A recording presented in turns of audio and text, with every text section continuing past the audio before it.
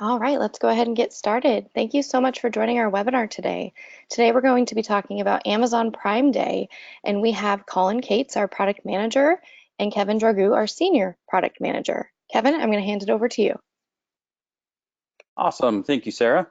Okay, so today we're going to talk about getting the most out of your Amazon Prime Day, which is going to come up, we think, next month. So we're going to have this more of a conversational style and less formal, I suppose, than a lot of the webcasts. So we're going to talk about exactly what you should expect on an Amazon Prime Day from a fulfillment perspective, talking about your orders and how to best prepare yourself for the onslaught of Amazon Prime Day. So as I mentioned, actually we're going to start off with a poll question. So what is your business's biggest concern regarding Amazon Prime Day? So we'll go ahead and launch this poll.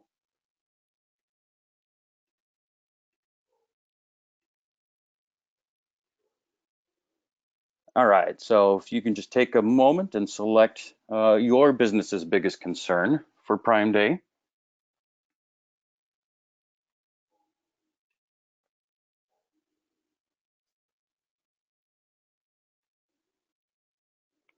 Okay, we've got some good responses coming in. All right, we're going to go ahead and close that poll. And let's take a look at the results. All right, inventory forecasting is the top concern for Amazon Prime Day, and that's not unexpected. With the mass amounts of orders that are coming in to ensure that you have the right amount of inventory for your particular items, whether they're on sale or not on sale, is certainly a pretty big undertaking. Then, of course, profit margins, if you're putting everything on sale and then you've got a lot of Amazon fees coming through, then profit margins are certainly a concern. Okay, so you can use sales forecasting to understand the pricing sweet spot. So you can use your financial data to determine the break-even price. Colin, what kinds of things have you seen out there for optimal sales forecasting on a Amazon Prime Day? Yeah, that's a very good question, Kevin. So one of the things that I think we'll talk a little bit more even later about this as well, and it really depends on if you're sort of an FBA focused or a merchant fulfilled focused seller. But there's a lot of different things that go into that. With your own warehouse, depending on if you're shipping product in there and holding on to it, or if you're sort of forecasting the needs of specifically Amazon and those FBA shipments. There's a lot of tools available to you to kind of get ahead of the game on that and make sure that you always know what's going on with your product in Amazon and in your own warehouse. Just making sure that you see that kind of sales velocity that's coming through different channels and supplying product to the correct areas at the right times. That's right. And one of the key things about sales forecasting, unfortunately, it's very difficult to get a good forecast unless you have historical data, right? So unless you've participated in Amazon Prime Day in the past and seen that influx of inventory requirements, is it difficult to get an accurate forecast or even relatively accurate forecast? Yeah, and that's what I think most people experience trying to jump into it right away, or even if maybe you've gone through a Prime Day before and had some issues with it, kind of common experience there, I think. Amazon specifically, they kind of provide a lot of tools within Seller Central for you.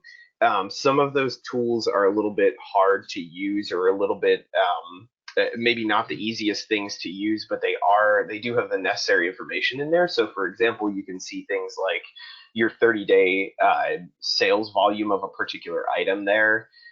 These type of things, as they kind of trend over the year and as you pay attention to those, you'll see the uptick that happens during Prime Day. There's also a lot of forecasting that Amazon can give you based around those numbers. So the same way that you're interested in your sales, Amazon is very interested in your sales, specifically with FBA. and they're tracking all of that information about just what products are selling and when. And they will actually give you a lot of information for sort of when you're going to run out in their fulfillment center. They'll give you information on when inventory is not available and wouldn't be considered fulfillable. So these are all the kinds of things that you should take into account when you're actually forecasting the amount to send to Amazon and what that kind of sell-through rate is. Awesome. And one of the other things to keep in mind is that forecasting is not only about telling you when you could possibly run low on a product or how much of the product you're going to go through and how much you need to order, but also to be able to see how much product you have an excess of. So are you really not going to go through that product? And maybe if that product is becoming stale in the warehouse, then and then putting that particular product on sale and trying to push through that inventory during Prime Day is could be optimal.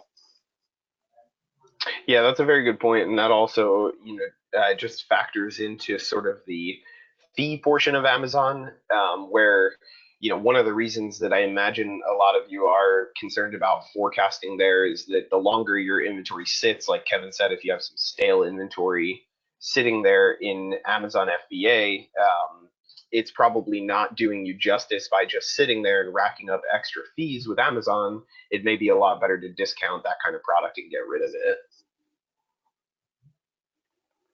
Awesome. And that's going to lead us into our next poll question.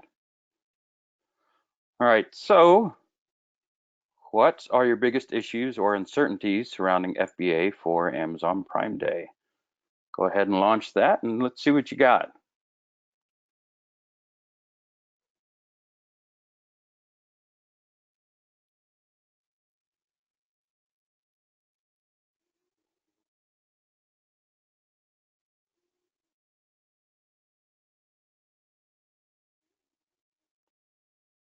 All right, got some good votes coming in and some good participation. Let's wait a few more seconds on this one.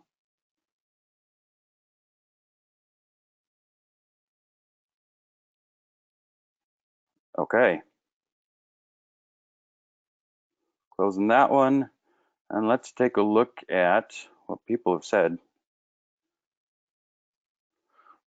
So, well, one thing you just mentioned about increased inventory, will that incur additional fees from Amazon? And then other one, actually kind of surprising to me, is that most of the people on this call do not use FBA.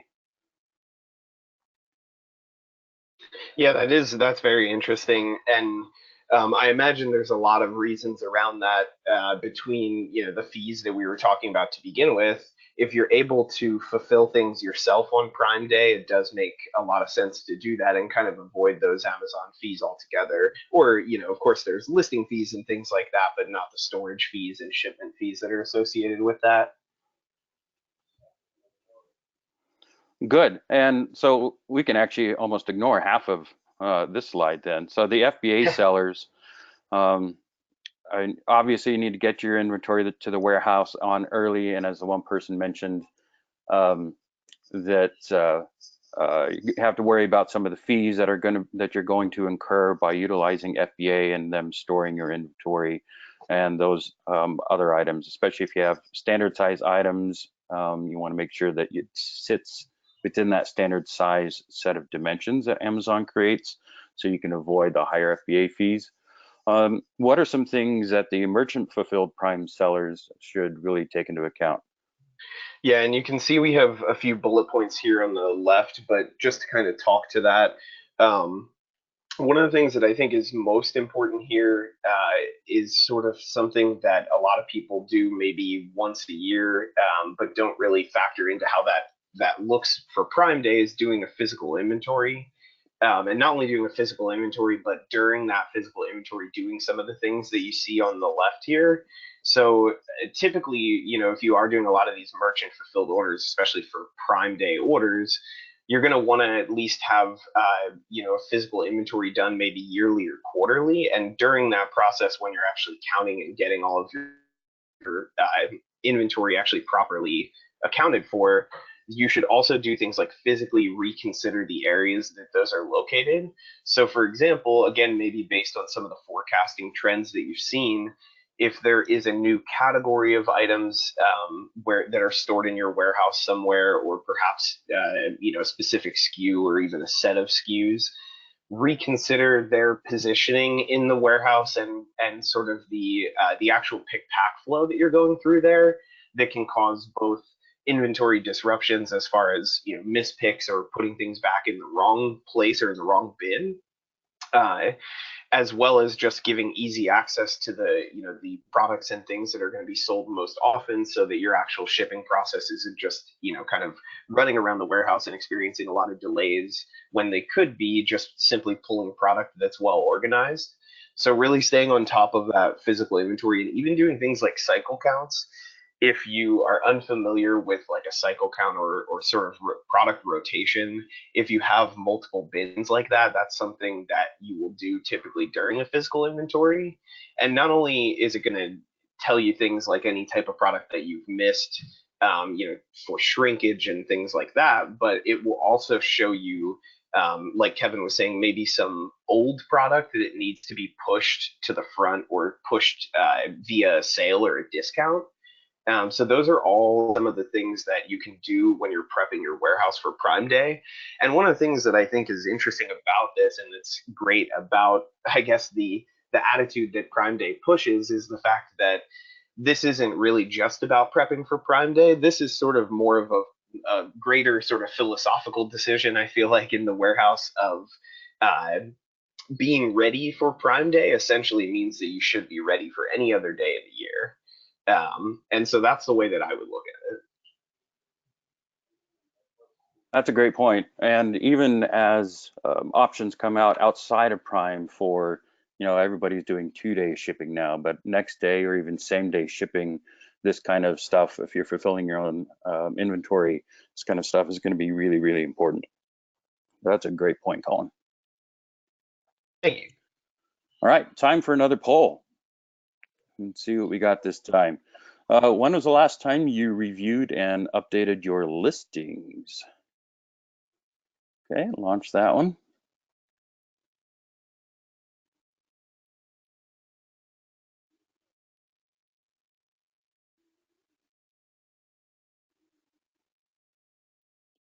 Good responses here.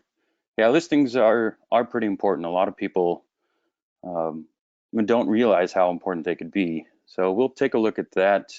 We'll close the poll here in a moment. Just waiting for a few more responses.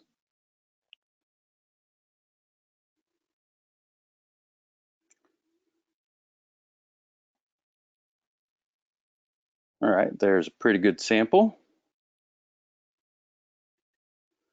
All right, let's take a look at these results. What do we got? 40% are daily, split between daily and the last 6 months is for 80% of our viewers and listeners. So that's kind of a widespread, daily in the last 6 months. And then a few of you didn't know you could do that. So yeah, listings are incredibly important because they're actually, they're the window into your products and how you are showing your product to the rest of the world. So let's take a look at some of the things you can do about your listings. And so really, you put your warehouse in order. Now it's time to clean the house. So what kinds of good things have you seen from good listings, Colin? What kinds of good practices do you normally come across? Yeah, that's a good question. I think one of the things to not get carried away with here is sort of, that, like Kevin said, there's a very interesting split of the answers there between some of you that are updating things daily, and some of you that are updating them not so frequently, and then maybe not even updating them at all.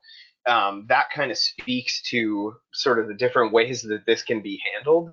And I think it's easy to get carried away with updating listings too. Don't want to just continue to hem and haw over a particular listing. What I would really focus on, and that may be what those of you who are doing this daily are focusing on, is looking at low quality listings. So your listings that are getting lower reviews, for example, even marginally lower, like a 3-star versus a 4-star or something like that. Going through and actually, first of all, reading the reviews and seeing what kind of comments are associated with that particular product, but then singling those out and making some changes to things like imagery. Of course, the actual images that you use are very important. Changing some of the titling and description information, and even running sales on some of those products are ways to change that review quality. Whereas probably your reviews that, or your products that are on the higher end of reviews, unless maybe you're running a very small catalog and trying to push even more traffic to high volume listings, that's something you can of course go back and tweak those listings, but it's probably a better time spent to look at the lower end of your listings and really focus on what you can revamp within the product information that's displayed there to bring those ratings a little bit up. And I can see how there's sort of two parts to this, right? There's the actual listing, that's the content, that's the verbiage and the descriptions, the images, but then there's also the reviews and the customer questions that are attached to those listings. So there's some of that, of course, the content and everything that can be changed now for an Amazon Prime Day that comes up, in less than a month. But my thought is that you'd have to really probably spend the next 2 months or the next year really ensuring that you have any of those reviews up to the 4 stars or higher, and really get some good positive reviews out of that, right? Mm-hmm. Yeah, absolutely. Yeah, and even like you're saying there, as far as reading through those reviews and responding to customers, is that a lot of that feedback can be directly taken, like Kevin said, maybe to not even change something within the listing itself, but maybe within the product. Either, those actual reviews can have a lot of good insights into the way that the product is actually reaching your end customer. And there might be some low hanging fruit that are there to just sort of be able to correct things before there are issues happening. So do you see much of a difference in customer appreciation if there are a bunch of questions that go answered, even if they're not necessarily the best answered, versus a bunch of questions or reviews that go unanswered by the seller? Yes, yeah, and I think that's another good call out there, Kevin, is that basically leaving unattended sort of questions and responses is probably the worst thing that you could do, because it does, when people go to look for those questions, then not only is there, not an answer there for them, but they feel like the seller or Amazon or whoever they're kind of attributing that to is not paying attention and doesn't really care. So even just showing that level of kind of appreciation and care for the listings that you're putting up can make a lot of difference. Awesome.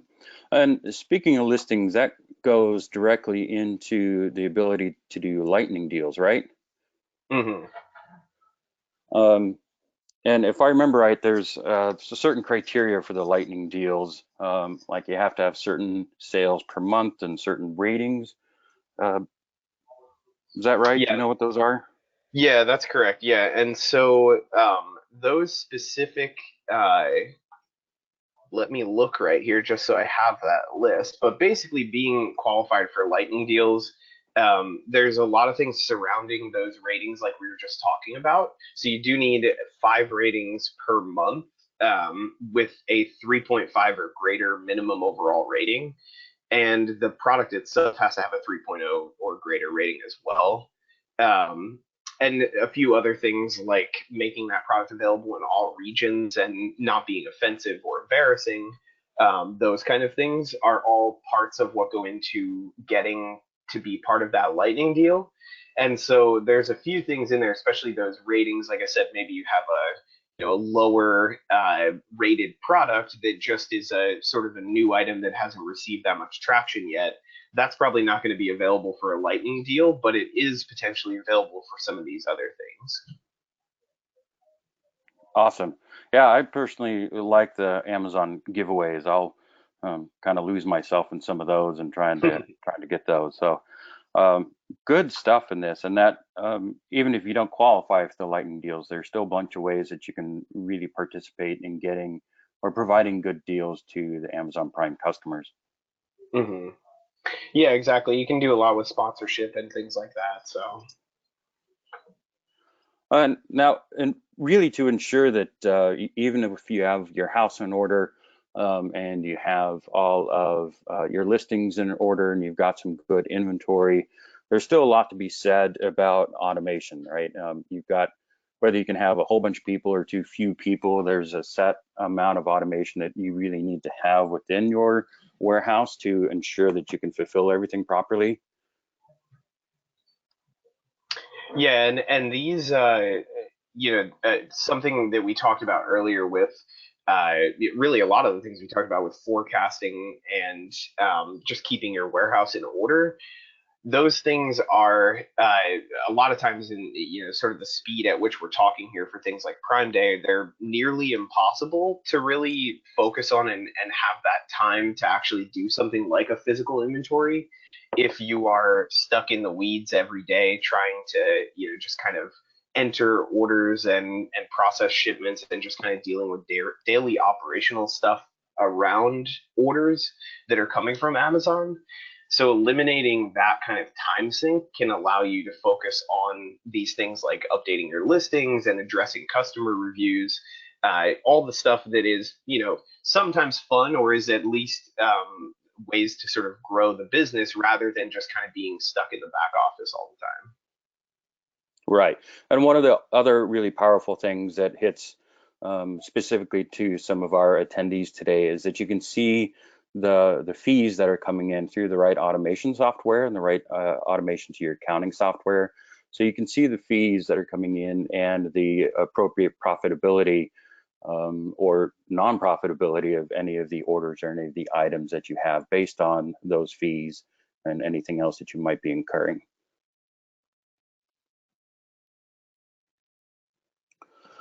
So for Prime Day Toolkit, so we talked about this, some of the prep. We can do a forecasting tool, really prep your products for shipping, make sure that your page or your listings are really ready for customers. They are, it's sort of a first impression kind of thing. If you want to make sure that people like your product, you have to have a good first impression on your listings. Stay competitive with discounts.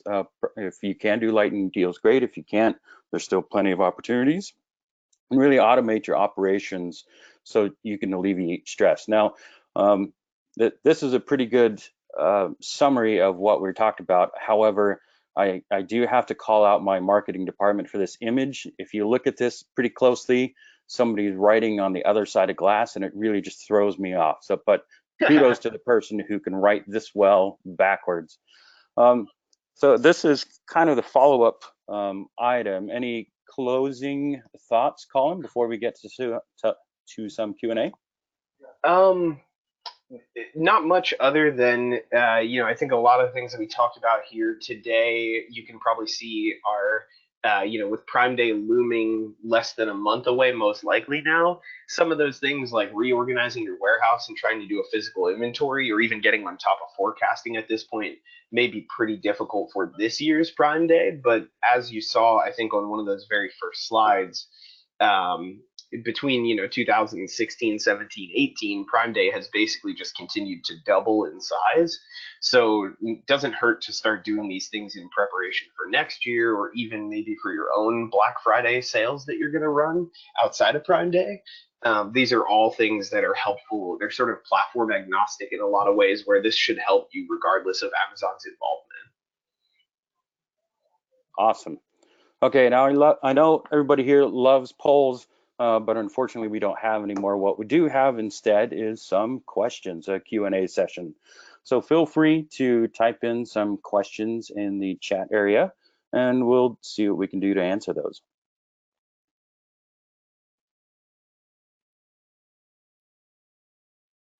And we do have one to start here. Let's see. So we have we spend a lot on FBA fees all year and more around Prime Day because of overstocking. Any suggestions? Mostly around a few of the forecasting tools that I talked about before. Specifically, if you're looking, we're talking about Prime Day here. So at the very least with Amazon, even on your merchant fulfilled SKUs, you can see very quickly the things that are selling very well for you. So doing the forecasting for those, for example, just based on your last 30-day sales, and looking at the numbers that Amazon is suggesting for you can give you a little bit better of an idea at the high end. And then at the low end, as far as reducing those fees, what you most likely want to do there is try and sell through sort of that dead or unsellable product, as Kevin was talking about, just anything that's kind of been lingering for a while. Um, there are opportunities to not only sell out of that product but also possibly close that particular listing if the listing itself is just kind of a fee hog for you, if it's just kind of taking a lot of Amazon fees but not really turning out the revenue that you need. Here's a follow-up question to that. Do you recommend that people do FBA or merchant fulfilled? That's a very good question. Really, I think the answer to that comes down a lot to what the individual seller is selling, and some of those Amazon reports and sort of the information that's available to you in Seller Central can actually advise you on that. So there's definitely a chance if you are merchant fulfilling right now, there may be a product that Amazon has interest in sort of being able to sell through FBA. And in that case, you should see there is sort of a break point where the volume that you go through on FBA is going to outweigh the fulfillment costs that are associated with that. However, that's what you really have to find at the per product level, where things with higher margins and smaller sizes are going to be your best bets there for FBA, because the larger the item, the higher the storage cost. And of course, if you're selling something like an oven or a stove on Amazon, it's going to be a very heavy item that maybe doesn't have that great of profit margin on it. I can see something like that never being really an option for FBA, but definitely lighter goods, high volume things like that. Those are definitely options that you should explore with FBA, because at certain volumes, it definitely makes sense. I know Jungle Scout did an article about a year or two ago, talking about sort of what that break even is. And a lot of times, just at a basic level, I think you can level that out to something around the $20 price point on FBA. If you can sell an item for $20 and the landed cost of that pre-FBA fees is somewhere in the $13 range or less, if you can get somewhere below that, that is a product that very well could sell very nicely for you on FBA and bring back a lot of margin there. So it's definitely an analysis at a per SKU level, and just finding the right things with the right margin and also the right volume that can make money on Amazon rather than lose it. Awesome. Now, this is being hosted by WebGility, and we did talk about forecasting and listings management and automation. Now, a lot of that seems to be a little bit late for Amazon Prime Day for 2019, but how can WebGility assist with all this for Amazon Prime Day in 2020? Yeah, that's a very good point. So that screenshot that you saw there, a slide or two back of the WebGility software, it can hook into Amazon and provide basically all of these things that we're talking about there, where your sales and all of your inventory is staying in sync with your accounting system on a daily basis, just pulling all of those sales in and making sure that the inventory is properly allocated and revenue is properly allocated. Fees as well, when your settlement report comes out and you're actually paid out by Amazon, those can be automated into the accounting system. Talking about a little bit of what we mentioned earlier about just giving a little bit more time for sort of reorganizing and prepping your warehouse. Also on the very near horizon, there's some of those Amazon reports that, like I said, are right now they're available to you as a seller that you can just go ahead and access. But over the next year, sort of leading up to Prime Day next year, we're trying to add even more to our forecasting suite that we have available there, specifically for Amazon, to kind of reduce the amount of time that you're spending just kind of looking at forecasting numbers and deciding these things between different products that you sell.